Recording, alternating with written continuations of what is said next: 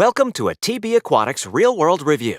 TB Aquatics has provided products for this video. TB Aquatics has no editorial control over the video or the contents. The views presented in this video may or may not represent the views of TB Aquatics. The reviews of the products are 100% those of the video personality and were not influenced by TB Aquatics. What's going on, guys? It's Jeff for MadHattersReef.com, and today we're going to be taking a look at the Neptune Systems Apex provided to us by TB Aquatics.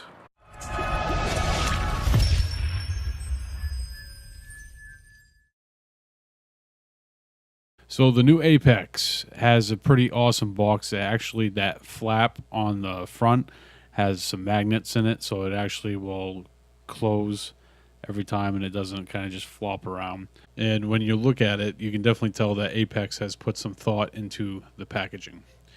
So when I was opening up the package, first thing I got my hands on was the brain behind the Apex. And I don't know if you noticed or not, but it has a sticker on it that says, please read the instruction manual before operation. The probes, the red and the blue one, the blue is pH, the red is ORP, and they have a little cap on them that has some fluid in there, and that fluid is to keep the sensor moist so it doesn't dry out and become damaged. Then I took a look at the Energy Bar 832. It has 8 plugs for normal aquarium equipment, and then it has like that side bar where you can use a lot of different Neptune Systems products. And under that you have the Aquabus plug, as well as some screws for mounting the base unit and the Energy Bar 8, some calibration packets for the probes, as well as a card for the user guide that's on their website. So I made a run to the local department store and I grabbed some board to mount the base unit as well as the Energy Bar 8. And I had to work through a couple ideas as to what I wanted to achieve with mounting. I wanted to make sure that it was something that I could expand in the future if I wanted to add an additional energy bar or a display unit for the Apex. I'm not sure if I'm going to go that road as of right now, but I wanted to leave enough space so I could in the future. Once I had an idea as to how I was going to lay it out, I got a drill bit and put a hole about, I think that's like a 2-inch hole, that was going to be centrally located, so it was something that I could run the probes through, as well as some of the plugs that were going to be going into the Energy Bar 8. Got a little rough there at the end.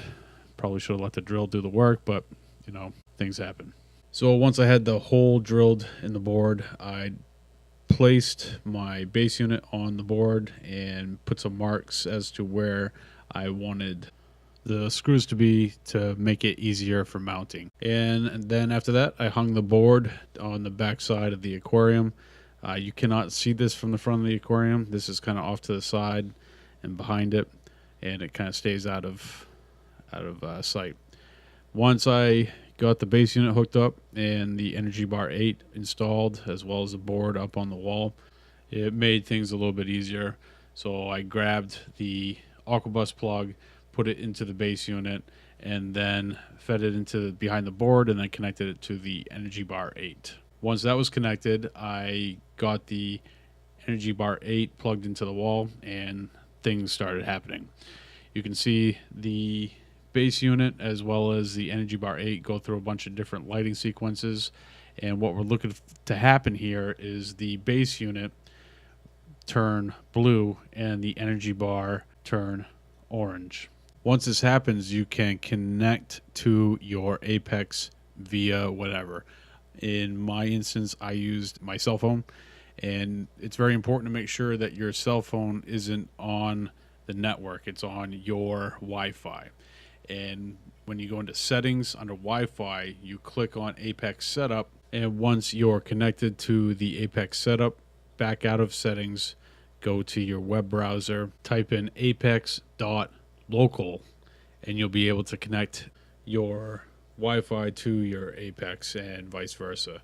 And the whole time that you're doing this, you're going to be using your cell phone basically as your display unit. And it's going to go through some checks. Once it does that, username is admin, password is 1234, and bam, you're connected. And so after that, once I had my Apex connected to my Wi-Fi and was able to visually see my display on my cell phone, I started hooking up the probes. Started off with the temperature probe, and it was pretty easy. All you do is you just put it in the probe rack, which isn't included. I had to buy that separately.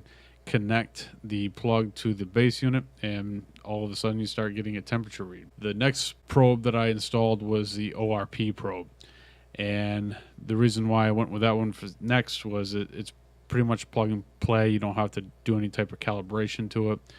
You just put it into the water and plug it into the base unit, and it starts reading much like the temperature one does. After I connected the ORP probe, I went ahead and connected the salinity probe. And the reason that I did this backwards compared to the temperature and ORP, because the salinity probe actually needs to be calibrated. And it's pretty easy to do. What you do is you open up your Apex Local or Fusion if you've connected it at this point.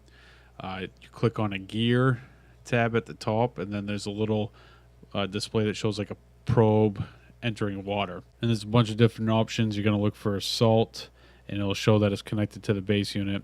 And once you click on that, what you do is you put the probe in the solution packet and click on calibration. It takes a couple minutes, but once it's done, it's ready to go into the aquarium. And it's pretty easy to do. Big thing though, and this is something that I actually had troubles with, is you want to make sure there's no bubbles in the probe itself. It actually can throw off the reading, and it's something that I experienced while going through this whole thing. Next up was the pH probe, and much like the salinity one, you're going to use two different packets for this one. You're going to use a pH of 7 and a pH of 10. You're going to go through, select it like you did with the salinity probe, and then you're going to take this pretty much the same steps to get this one calibrated. I used some water in between just to make sure that I got all of the pH solution off the probe. And after I was calibrating it for the second time, again rinsed it and towel dried it, and then placed it into the probe rack. And after I had everything, all the probes calibrated, I pulled up Apex Fusion on the app on my phone, and I was able to look at everything. And it goes far beyond just the probes. I mean, the presets that it comes with, you have lights that are pre-programmed to turn on and turn off at certain times.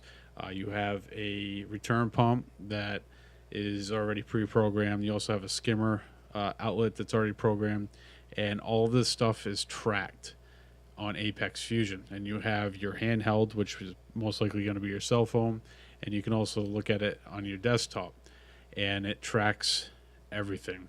And something that I haven't really spent enough time with yet, but I will and get better at, and I'm definitely going to make more videos on it, is using Apex Fusion and what you can actually do with that. Something that actually blew my mind, and it's something that I found recently, is that you can track the amount of power that you're using on your Energy Bar 8. And not only does it track how much power you're using, it will figure out the amount of money that you are using. If you can look up your power bill and see what you're paying per kilowatt hour, it will convert and tell you exactly how much money your aquarium is using, which is either going to be a very good thing for me or a very bad thing, because this has been a topic of conversation with my significant other in the past as to how much power my aquarium uses. But all things considered, the presets that they have on the Apex, it makes it user-friendly right out of the gate, but you also have the ability to get deeper into it as time goes on. And I'm definitely looking forward to putting out more videos on what actually I can do with Apex Fusion. Overall, the Neptune Systems Apex is hands down one of the most important pieces of equipment you didn't know that you needed to have. And the only reason I'm saying that is because I didn't know I needed it. And now that I have it, I can't imagine having an aquarium without one. Even if it was the Junior that I was putting on the tank, in the grand scheme of things, it's a small investment for a lot of reassurance that if something's going wrong in my aquarium, I'm getting notified, and I have at least a fighting chance to stop what's happening. And that's something you can't put a price on. So for me, I am very, very high on the Apex, and I recommend it to anybody, not even like, hardcore reefers, anybody that has a saltwater aquarium. So with that being said, I want to thank TV Aquatics for giving me the opportunity to take a look at the Neptune Systems Apex. Alright guys, that's going to do it for today's episode of Mad Hatter's Reef. If you're new to Mad Hatter's Reef, hit the subscribe button, hit the like button, and if you want to check out the Neptune Systems Apex, there's a link in the description below. I want to thank you for all that you do, and I'll see you guys next time right here with a brand new video.